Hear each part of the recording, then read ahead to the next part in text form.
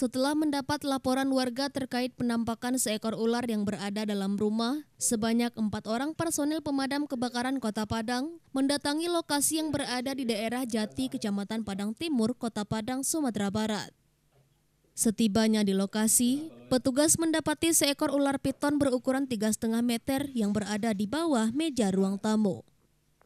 Proses evakuasi pun berlangsung dramatis karena ular tersebut tengah memangsa seekor anak kucing sehingga petugas terpaksa harus ekstra hati-hati.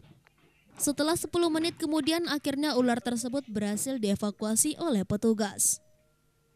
Selanjutnya ular tersebut dimasukkan ke dalam kotak khusus dan dibawa ke Mako Damkar untuk diserahkan ke komunitas reptil untuk direhabilitasi agar bisa dilepas liarkan kembali ke habitatnya.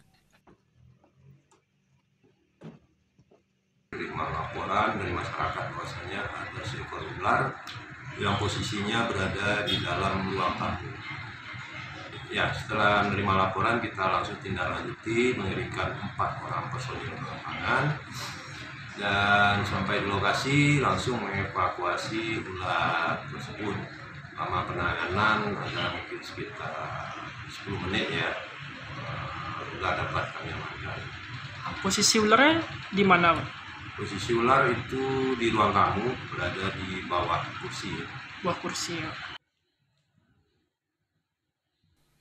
Dari Padang, Sumatera Barat, Budi Sunandar, iNews melaporkan.